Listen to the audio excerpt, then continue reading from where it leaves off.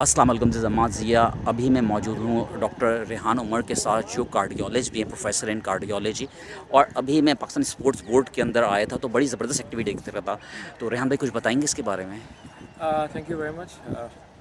मैंने ये रॉसेट ग्रुप है मेरा, जो मैंने 2017 में कोविड से कुछ अर्सा पहले स्टार्ट किया था।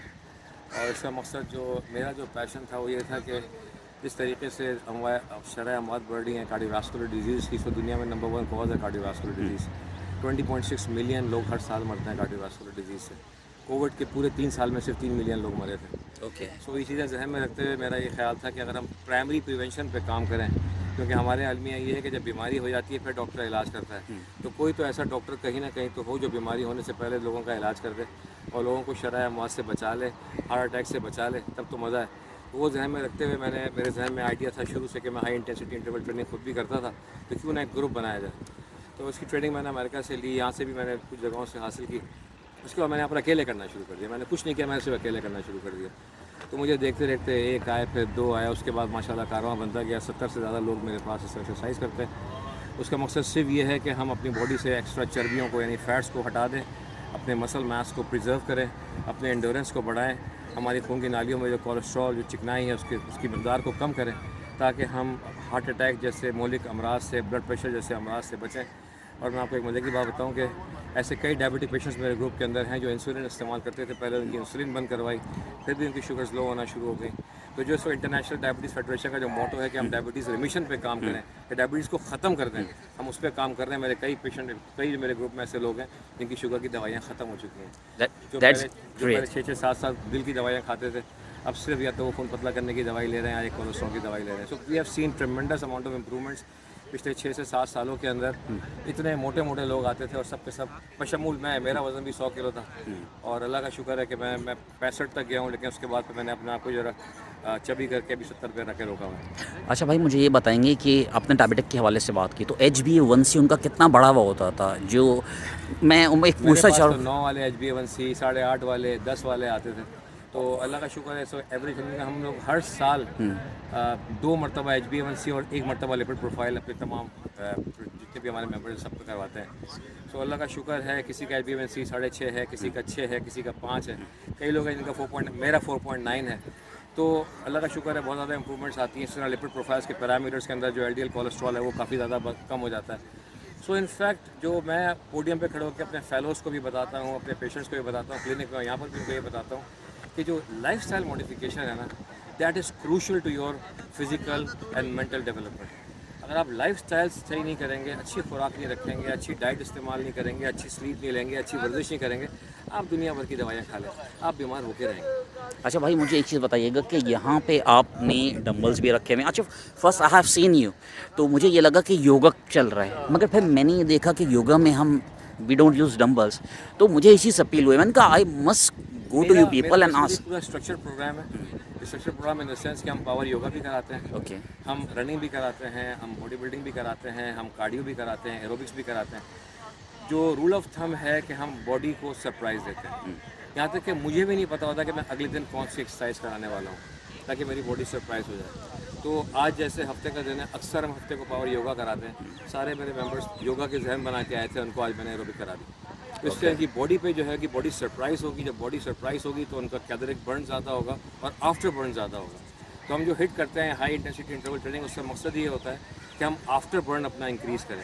हमारा कैलोरी बर्न जो है एक्सरसाइज के बाद अगले 12 से 10-20 घंटे में हम देखते हैं तो 3000 से 3500 कैलोरीज हमारी बर्न हो चुकी होती हैं, जबकि एक्सरसाइज के दौरान हमारी सिर्फ 400 या 450 बर्न होती हैं। तो जो आफ्टर बर्न इफेक्ट है, that is the most beneficial effect of high intensity training. अच्छा भाई, मुझे ये बताइएगा कि हम लोग जो सुबह हैं पराठे खा के जाते हैं, समोसे खाते हैं, ये तमाम चीज़ें खाते हैं, तो ये हार्ट फेलियर्स का कितना बड़ा बाइस होती हैं? ये बेकरी वालों से बड़ा माजरत के साथ मैं कह रहा हूँ ये सवाल, क्योंकि उम्मन पाकिस्तान की जो पब्लिक है वो सुबह हो गई हम कचौरियाँ खाने जाते हैं, ठीक है, हमें पराठे चाहिए होते हैं, यानी हमें ऐसी चीज़ें जो तेल में लुथड़ी हुई होती हैं, व्हाट आई कैन से हाँ, इन अगर दैट। किसी को पता चल जाए कि एक समोसे के अंदर 520 कैलोरीज हैं, एक पराठे के अंदर 450 कैलोरीज हैं, और ये 500 कैलोरीज हैं, अगर इसको आप बर्न करने जाएंगे तो आपको ट्रेडमिल पे 9 की स्पीड पे 2 घंटे भागना पड़ेगा।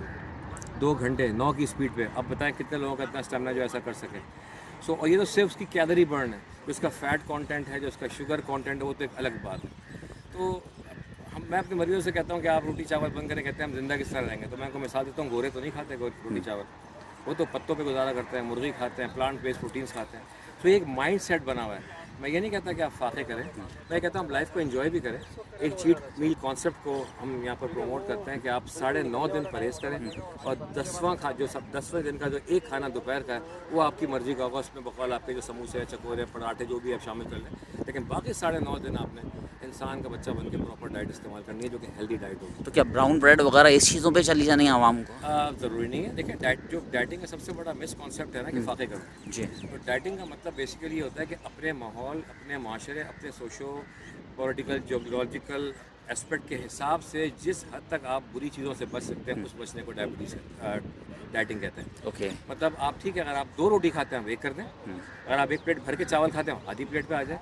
सो अपना कैलोरी आप जब रिस्ट्रिक्ट करेंगे अपनी, ऑटोमेटिकली आपकी तबीयत बेहतर होना शुरू हो जाएगी। और ये इंसान का एक अल्लाह ने इंसान को एक फितरत दी है कि जब जो चीज़ इंसान मुस्तकिल करता रहता है, उसका मैदा उसका आदी हो जाता है। आप ज़्यादा खाएंगे तो आप हमेशा भूखे रहेंगे, अगर आप कम खाएंगे अल्टीमेटली आपको कम खाने की आदत पड़ेगी। अच्छा भाई, मैंने देखा है लोग चीज़ सीड इस्तेमाल कर रहे होते हैं डाइटिंग के लिए। ऐसी चीज़ सीड्स आते हैं, उसके अलावा डाइटिंग के लिए ऐसी ऐसी चीज़ें इस्तेमाल कर रहे होते हैं। जैसे मेरे जहन से वो चीज़ निकल गई कि आप इस्तेमाल करते हैं, जब तक आप करते रहते हैं तो सही रहते हैं, उसके बाद जब आप छोड़ते हैं तो आपका वज़न डबल बढ़ जाता है। लेकिन जिसका आपने नाम लिया चिया सीड्स की, तो एक पूरी लिस्ट है, आपको गूगल पे मिल जाएगी, लिस्ट ऑफ सुपर फूड्स। बिल्कुल। उसमें चिया सीड्स तो excellent source of energy, excellent source of fibre, ठीक है। तो चिया सीड्स हो गई, कलौंजी हो गई, तो इसके अलावा बहुत सारी चीज़ें, क्रिएटिन हो गया, इसके अलावा अमाइनो एसिड्स, वे प्रोटीन हो गई, they are all super foods. ये आप लें, लेकिन ये नॉवल फूड्स हैं, हर इंसान की दस्तरस नहीं है इन फूड्स को। ये महंगी चीज़ें हैं, तो आप घर में रह के जो घर में खाना पक रहा है कम तेल में, वो आपका नॉवल फूड होना चाहिए। उसको आप खाएं, इत्तेदाल से खाएं, जगह आप थोड़ी छोड़ के उठ जाएं।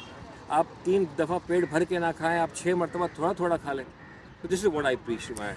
अच्छा ब्रदर, व्हाट यू एडवाइस के कौन सा तेल इस्तेमाल करना चाहिए? कोई भी तेल इस्तेमाल करें, कम ताकत। कम ताकत में। और अगर आपसे कोई मिलना चाहे, मुलाकात करना चाहे, यहाँ पे ज्वाइन करना चाहे, तो कोई ये आपका? ग्रुप मेरा फ्री है। पहली बात तो ये है कि मैं एक कार्डियोलॉजिस्ट हूँ, मैं ट्रेनर एज सच नहीं है, मेरा पैशन है, मैंने ट्रेनिंग ली हुई है। Sir, I have seen you in the way you are walking, like speed walking, और that's an amazing what you do. I do too with passion. ये सारे मेरे यार दोस्त हैं, सब मेरे पेशेंट्स हैं। बल्कि मैं तो उन लोगों से कहता हूँ, मैं अपने पैर पे कुल्हाड़ी मार रहा हूँ। सारे मेरे पेशेंट थे, मुझे फीस देकर दिखाते थे, यहाँ पर आने के बाद सब मुझे फ्री में दिखाते हैं। तो सब मेरे यार दोस्त हैं। क्या बात, तो क्या मैं ज्वाइन कर सकता हूँ? Anybody can join from the age of 7 till the age of 80, कोई भी ज्वाइन कर सकता है। From the age of 7? बहुत मेरे बच्चे आते हैं, आज तो हफ्ता छुट्टी है, इस वजह से नहीं आए। अदरवाइज मेरे बच्चे भी आते हैं, मेरे पास 80 साल के जो है वो बुजुर्ग भी आते हैं। हर एक को उनकी लेवल के हिसाब से एक्सरसाइज कराई जाती है। पैशन है मेरा, बस किसी तरीके से जो हमारा WHO का मोटो है कि बाय 2030 हम हार्ट डिजीज़ को 30% कम कर दें। लोग दवाइयों से करना चाहते हैं, मैं इससे करना चाहता हूँ। अल्लाह मुझे कामयाब करे। Sir, this is Pakistan, this is the spread in Pakistan. We have peoples like doctor Rehan here यार, कि हमें खाली पाकिस्तान का एक बुरा इमेज दिखाया जाता है, बुरा कॉन्सेप्ट दिखाया जाता है। हमारे पास ऐसे ऐसे लोग हैं जो हीरा पड़े हुए हैं, जो फ्री ऑफ कॉस्ट आपको ट्रेनिंग करवा रहे हैं, जो फ्री ऑफ कॉस्ट लोगों को रेमेडी करवा रहे हैं, और ये कार्डियोलॉजिस्ट हो के अपने पेशेंट्स को भगा रहे हैं। तो this is amazing stuff. We must salute our heroes like that. और हमें रेहान भाई पे फ़ख्र है। इंशाल्लाह ये हमारी कौम का प्राइड है। और जाते वक्त हम एक बात ज़रूर कहते हैं, पाकिस्तान जिंदाबाद। Thank you.